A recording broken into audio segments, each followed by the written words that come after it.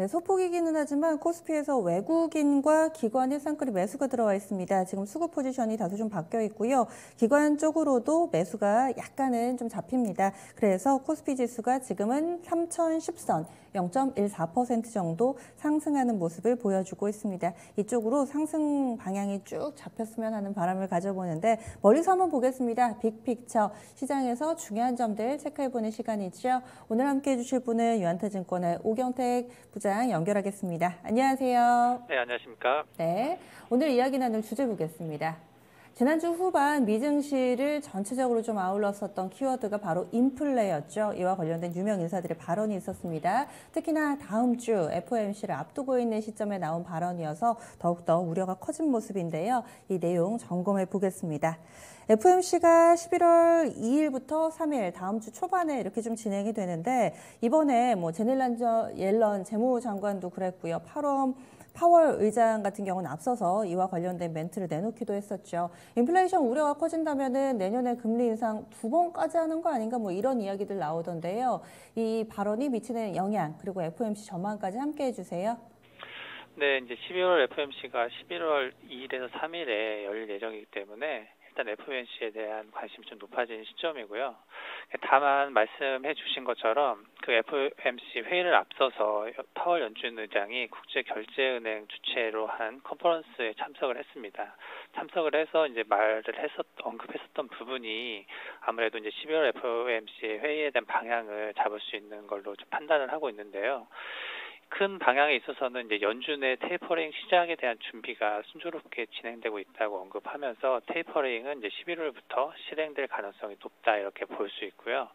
전반적으로 11월 중순부터 채권 매입 규모를 이제 점진적으로 축소를 하면서 내년 중반까지 양적 완화가 마무리될 걸로 일단은 예상이 되고 있습니다.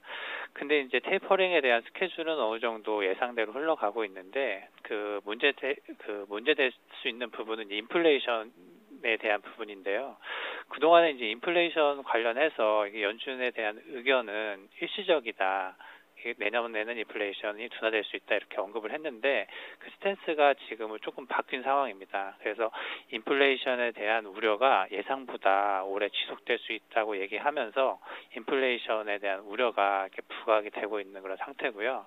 지금 현재 인플레이션이 야기되는 이유가 이제 크게는 그 물류 관련해서 공급망에 대한 병목 현상이 좀 이어지고 있고 노동력 부족 현상이 나타나면서 임금 인상에 대한 부담이 작용을 하고 있으면서 이러한 부분이 인플레이션 상승에 압박을 하고 있는 그런 상황입니다. 그래서 아무래도 인플레이션에 대한 우려가 높아지면서 경기 회복 속도에 대한 둔화가 나타나는 것이 아니냐라는 우려 상황도 좀 높아지는 그런 상황입니다. 이에 따라서 이제 인플레이션 이슈가 상황이 발생을 했는데 경기 회복이 둔화됨에도 불구하고 금리 인상이 또 가파르게 좀 진행되는 게 아니냐라는 우려사항도 연이어서 좀 나타나고 있는데요. 일단 금리 인상이 2023년도에 예상이 되고 있는데 내년에도 인상 가능성이 좀 언급되면서 금리 인상 시점도 좀 예전보다 좀 당겨지는 그런 분위기가 좀 있습니다. 그래서 오늘 시장 움직임을 보면 좀 인플레이션 이슈가 좀 발생을 하다 보니까 인플레이션 관련주들이 좀 움직임이 차별적으로 좀 나타나는 것 같은데요. 그러니까 지난주에 계속 말씀드렸었던 부분이 이제 화석 연료에 대한 투자가 좀 둔화가 되면서 원자재 가격이 좀 급등하다 보니까 최근에 이제 에너지원으로 부각된 원자력 관련 종목들 같은 경우가 오늘 가파르게 수주 기대감까지 이어지면서 상승을 하고 있고, 그다음에 전체적인 이제 물가 상승이다 보니까 그동안 빠졌던 그 제품 관련된 종목들도 좀 반등을 나타나는 것 같습니다. 그래서 인플레이션 이슈가 좀 이어지는 상황에서는 그동안 조금 물가 관련돼서 제품 가격 상승할 수 있는 그런 종목에 대한 순환매가 이번 주는 좀 일어나지 않을까 이렇게 보고 있습니다. 네. 그래서 원자재 관련된 종목군들 쪽으로의 매기 쏠림 예상하고 계시네요. 그리고 FOMC 전에도 통화정책회의가 하나 있잖아요. 이 12통화정책회의는 이번 주에 진행이 되죠. 어쩔까요? 네, 뭐 FOMC 회의를 앞두고 있는 상황에서 ECB 통화 정책에서 특별한 뭐 변화는 없을 것 같긴 한데 그래도 이제 유럽에 대한 통화 정책을 볼 수 있는 그런 상황이기 때문에 먼저 좀 그런 분위기를 체크할 수 있을 것 같습니다. ECB 통화 정책 회의는 28일에 열릴 예정이고요. 그동안에 통화 완화 정책 스탠스가 유지될 걸로 일단은 예상을 하고 있습니다. 다만 이제 유럽도 인플레이션에 대한 우려 부분을 좀 언급을 하고 있는데요. 영국의 영란은행 앤드류 베일리 총재 같은 경우도 에너지 부족과 공급망이 혼란을 비치고 있는 그런 상황이기 때문에 인플레이션이 이어진다면 BOE도 조치가 필요한 상황이어서 인플레이션으로 인한 금리 인상 가능성이 좀 시사가 되고 있습니다. 유로존도 지금 물가 상승이 부담스러운 상황인데요. 9월 유럽 소비자 물가 지수가 전년 대비 3.4%가 상승을 하면서 8월에 3% 수준보다 더 높아진 상황입니다. 그다음에 이제 다만 지금 ECB 통화 정책이 선제적으로 뭐 통화 정책에 대한 변화를 나타내기보다는 일단 11월 FOMC 회의를 앞두고 좀 관망을 할 가능성이 좀 있어 보이고요. 지금 소비자 물가 지수는 더 높게 지금 상승을 하고 있는데 다만 좀 우려가 좀 완화되는 부분은 이제 서비스 물가 반등은 좀 제한되고 있는 상황이어서 이번 10월 28일에 있을 ECB 통화정책 회의에서는 완화된 정책이 유지될 가능성이 좀 높아 보이고 있습니다. 그래서 이제 9월 서비스 물가 지수 같은 경우는 전년도 대비 1.7%가 상승을 하고 있는데 서비스 물가 지수가 2%가 넘어서지 않고 있는 상황이기 때문에 그런 물가에 대한 상승 부분이 서비스 물가에서는 좀 안도를 할 수 있는 그런 상황이어서 지금 긴급하게 뭐 통화 정책을 바꾸는 그런 움직임은 나타나지 않을 걸로 이번 10월에 있을 ECB 통화정책 회의는 그렇게 좀 판단하는 게 좋을 것 같습니다. 네. 이렇게 두 개의 통화정책 회의에 대해서 관전 포인트 짚어봤고요. 그러면 이번 주에 좀 주목할 만한 경제 지표라든지 이런 건 없을까요? 네, 일단 지난주에 뭐 중국 3분기 GDP 발표를 해서 예상보다 5%를 하회하면서 발표를 했는데도 일단 그동안 좀 안 좋았었던 그런 부분이 시장에 인식돼 있었기 때문에 그로 인해서 시장의 영향을 좀 적었는데요. 지금 미국도 10월 28일에 3분기 GDP 발표할 예정입니다. 시장 예상치는 2.8%가 예상되고 있어서 2분기 6.7% 대비 굉장히 큰 폭으로 둔화될 걸로 예상이 되고 있고요. 계속 이제 3분기부터 계속 뭐 인플레로 연결될 수 있는 그런 부분인데 3분기의 경기 둔화 요인으로 계속 뽑히는 게 공급난에 대한 병목 현상, 그다음에 임금 부분, 그다음에 델타 변이가 확산됐었던 부분이 일단 경기 둔화의 주요 요인으로 이렇게 뽑을 수 있을 것 같고요.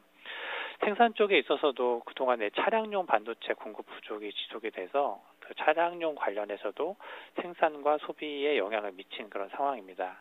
그래서 자동차 부품 설비 가동이 2020년 3분기 정점으로 하락세가 계속되고 있는 그런 상황이고요.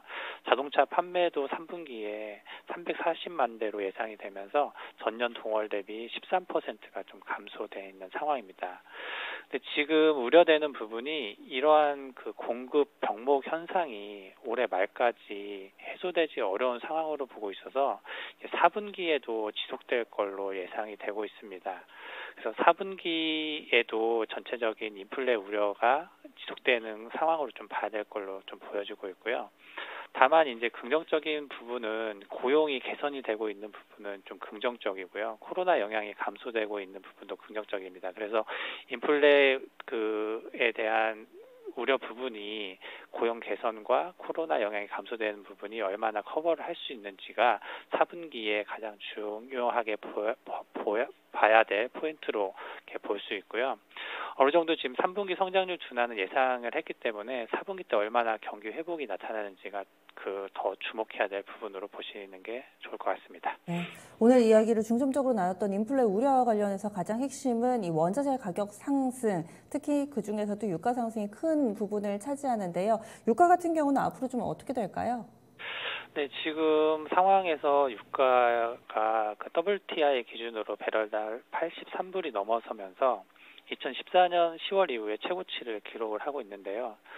이 이제 유가를 전망함에 있어서 그 재고량을 좀 많이 체크를 하는데 그 미국 내에서 최대로 원유 재고 창고인 오클라호마 쿠싱 지역의 원유 재고 감소 속도가 가파르게 나타나고 있습니다. 그래서 미국의 쿠싱 지역의 원유 재고 감소세가 지속되고 있는 그런 상황이고요.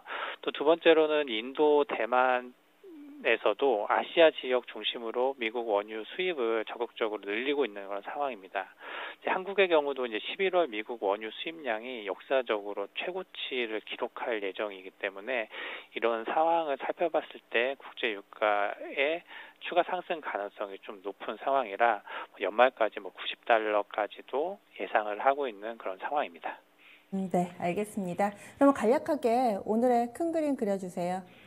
네, 시장이 이제 지금 3천선을 지지를 하고는 있지만 전체적인 자금이 그 유입이 지속되는 것보다는 유입돼 있는 자금 내에서 순환매가 이렇게 돌고 있는 상황이기 때문에 업종과 종목별로 차별적인 움직임이 좀 지속이 되고 있는 그런 상황이고요. 큰 그림에 있어서 지금 인플레 우려가 지속되고 있기 때문에 이 우려가 해소되기 전까지는 그 시장의 상승을 좀 제한할 수 있는 그런 부분이고요. 다만 이제 이러한 인플레 우려가 해소되기 위해서는 전체적인 통화 정책에 대한 방향성을 좀 확인할 필요는 있는 그런 상황입니다. 그래서 어느 정도 방향성이 확인되기 전까지는 좀 보수적으로 접근하는 게 맞지 않을까 이렇게 보고 있습니다. 네, 알겠습니다. 말씀 고맙습니다. 네, 감사합니다.